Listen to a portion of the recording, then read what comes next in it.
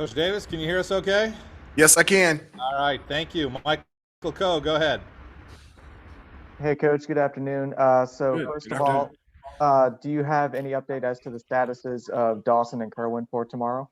Yeah, Dawson and Kerwin will play tomorrow. They practiced yesterday. They've uh, done practices and individual workouts this entire week, and I'm really excited to have them back and out there on the floor. So Dawson and Kerwin will be available tomorrow for the game. All right. And now for Georgia Tech, what is the sort of challenge when you're seeing a team for the second time in a season and in a pretty short time frame? Is there more pressure to add sort of a new wrinkle into the game plan, or is it just sort of stick with what was working? Well, Georgia Tech is a different team than the team that we played in December. Mainly right now they're playing a smaller lineup with Usher and Wright at the 4 and the 5. So, you know, Armando, Dawson, Brady. We've got bigs that are going to have to guard guards out on the perimeter. So that in transition, that's going to propose a challenge for us. And Georgia Tech is a very good basketball team. From an offensive standpoint, they have a lot of moving parts. You have to stay locked in defensively at all times. There's never a point where you can take a deep breath and feel like you can relax. And then when you have a team where you got Michael DeVoe on the team who's leading the league in scoring and can go for 40 on any given night, that that's a challenge. And then on the defensive end, even though that we were able to be really efficient offensively against them in Atlanta, they're the way that they change defenses between man and zone, and they do that in the same possession. You just have to be locked in. And so we're excited about the challenge of playing Georgia Tech again at home, and we're looking forward to the opportunity to compete. Thank you. Ross Martin. Hey, Coach, I want to add a quick follow-up on Dawson Garcia and Kerwin Walton. Do you expect Dawson to start and to play the full amount, given how much time he missed, and kind of same for Kerwin Walton, or the fact that they both practice the whole week? Are they full go, and you expect kind of the same lineup and same rotations? Well, I expect them to be out there on the floor and to play the way that they have been all season. We really missed them. We missed them at Notre Dame. We missed them even though that we played really well against Virginia. Both of those guys bring so much and add so much value to this team on both ends of the floor. And so just to have them available back in the lineup, whether they come off the bench, whether they start, they make our team much better. And so I'm just very excited that they're available and that they'll be playing for us tomorrow. Andrew Jones.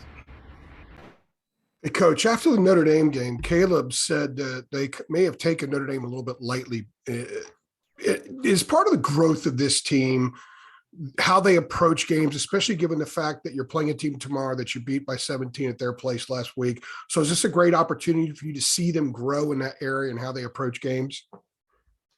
Well, there's no reason that we should have taken Notre Dame lightly at the time that we played them, and they had not lost a game at home. They were undefeated at home.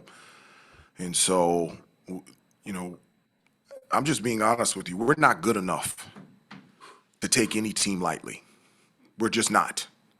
And so, our focus and our preparation and the way that we practice and how we have to play, we have to be locked in at all times.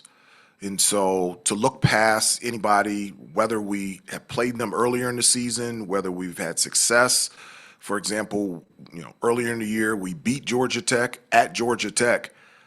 I find no comfort. I find no sense of being relaxed because we've had that success against them in the past.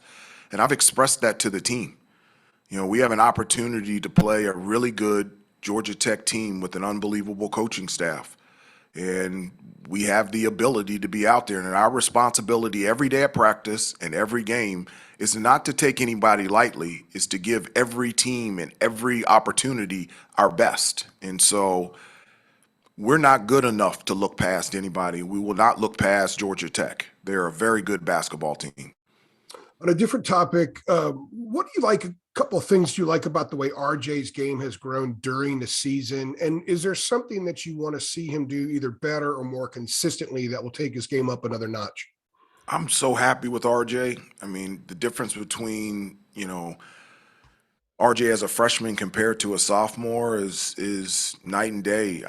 He's a guy that can really score, and he can score off the catch or off the dribble. He can really shoot the basketball.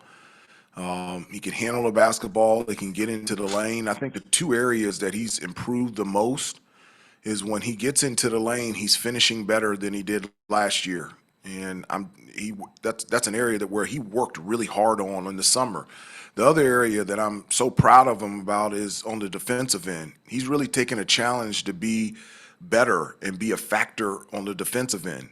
And one of the things that he does is, on dead ball situations where it's a free throw after a timeout, he picks up full court, and his pressure on the ball full court just gives us so much life in terms of our half court defense. And I feel like in those two areas, he's really improved, finishing around the basket and just his overall defense.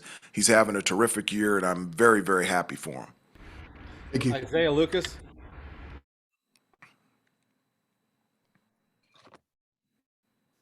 Hey, Coach, just wanted to know that now that you're halfway through the regular season, is the team where you thought it would be at this point? Well, I don't know where I thought the team would be at this point, but I do know this. I like the direction that we're going, and I'm very encouraged at how much more we can improve. That's where I'm excited about. I'm happy where we are, but I'm even more excited by where we can be better on the defensive end, where we can be even more efficient on the offensive end. That's the thing that really excites me, is that that I think we have a lot more to improve on, and I really feel like that as well as we played, especially last Saturday, I think we can play even better on both ends of the floor. So those are the things that are very encouraging to me. Brendan Marks. Hey, Hubert. Good afternoon. Yeah. Armando's leading the conference in rebounding. I think he's top 20 nationally in defensive rebound rate. Yeah, he's ACC Player of the Year. Right. This Yes. might be a stupid question, but what makes him such a great rebounder? I actually told the team why Armando is such a great rebounder, and it was straightforward, direct, and very simple. I said he actually goes after the ball. He makes an effort. And that's what he does. Like, from an offensive standpoint, he goes to the offensive glass every time. So if a guy does not box out or he misses a box out, Armando's going to get the rebound. Like, you have to box him out every time. He goes every time. And then on the defensive end, he's right there in position. He box outs his man, and he's in position in his pursuit to get the rebound. Like, that's a huge part of his game. He knows if he gets the offensive rebound, he gets to score. He knows if he gets the defensive rebound, he gets to run the floor and be able to post up and be able to finish around the basket. And he is relentless in that area. But really, why he is a good rebounder on both ends of the floor is because of his effort, his pursuit.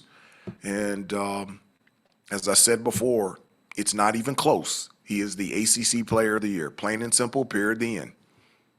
If I could just follow up on that quickly, how you mentioned the relentless nature of his effort there. How much have you seen that improve even from the start of this year to right now? Oh, it really has. It really has. Things have, because he's so gifted, things at times come really easy for him. And so one of the things that I've challenged him on is just to have that energy and that effort at all times. And every year from his sophomore year to from his freshman year, sophomore year till now, that has improved. And where it's really improved, it's been in practice. And so he has seen the benefit of playing with a high motor. And that's one of the things that we talked about this summer. as much as he loves being here at Carolina, he has hopes and dreams of playing in the NBA. And, one of the things that we talked about is for him to have a chance to play at the next level, he has to be high energy, high effort. He has to be one of those high energy, high effort type of guys. And that has to be something that's in his bag that consistently comes out every time he steps on the floor. And I really feel like this year it's really resonated with him, and it's something that he consistently does every day. Awesome. Thank you so much. CL.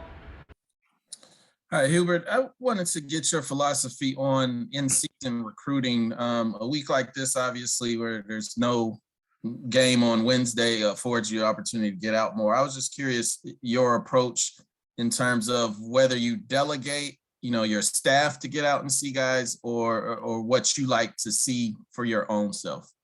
Over the last couple of weeks, we actually, one of the things that we like to do here at Carolina is, even if a guy is already committed here, we still max out in terms of the times that we're able to see him. And so, next year, obviously we have, Jalen Washington and Seth Trimble and Tyler Nickel coming in next year. Over the last couple of weeks, we've actually gone out and seen high school games. So this past week where we haven't had a game, on Tuesday, went out to New Jersey to see Simeon Wilcher, who committed to us already. And then on Wednesday night, I flew out and got to see Tyler Nickel play in a high school game. And so just being able to connect with the guys that have already committed to us, that's something that I personally like to do, and our assistants do it as well. Thank you. Gregory Hall. Hubert, after the Virginia game, you said that the practices leading up to it was a lot of ball movement, and people were even spectators were saying how much the guys were moving the ball and whatnot. So I was just curious what you felt like you accomplished this last week in the individual workouts as well as during this last practice today and then yesterday. Yeah, we have, and we reinforced it by looking at a lot of film, just positive film, showing them what it looks like when you move the ball and everybody shares the basketball. And one of the things that we talked about, a team that we did consistently against Virginia, that we have to continue against Georgia Tech in the remainder of the year, is just having the mindset to passing up good shots to get great shots, and talking about the spacing and the balance and the ball movement and how much fun it is to share the basketball and get everybody involved. And so we've talked about it, we've preached it, we've looked at it on the film, and this week of practice has been the same in terms of everybody sharing the basketball. Actually, yesterday in practice, I had to tell Caleb and a couple other guys, look, shoot the ball. I appreciate you, passing that up, but you were wide open. Shoot the basketball. And so that's a great problem to have when everybody's on the same page, everybody wants to share the basketball, and it's something that we want to do every day that we step on the floor. Anybody else for Coach Davis? Brendan? Yeah, Hubert, not necessarily a basketball question, but obviously just given the state of the pandemic right now and cases sort of surging in North Carolina and across the country, just wondering in terms of protocols, if there was anything you guys had changed to lock things down a little bit more, or sort of how you were handling the current surge. No, our trainers and our doctors have, they've given us such great information every week, every day. We've been, as a staff, proactive in terms of, socially being distanced, whether we're having team meetings, coaches meetings. We're doing everything that we can do in order to put ourselves in a position to stay healthy. It's a very difficult time, and it reminds me a lot of last year, but, our doctors and our trainers, in terms of the information that given us, has been a 10 out of 10. And just the way that, maybe last year, having been in this situation before, it's almost normal to socially distance, while we're having team functions and team meetings. And so those things have stayed consistent, and we're focused on controlling the things that we can control, and that is becoming the best basketball team that we can become. All right, thanks everybody. Coach Davis, appreciate your time. Thanks everybody tuning in, and we'll see some of you tomorrow night. Okay, see you tomorrow night. Take care.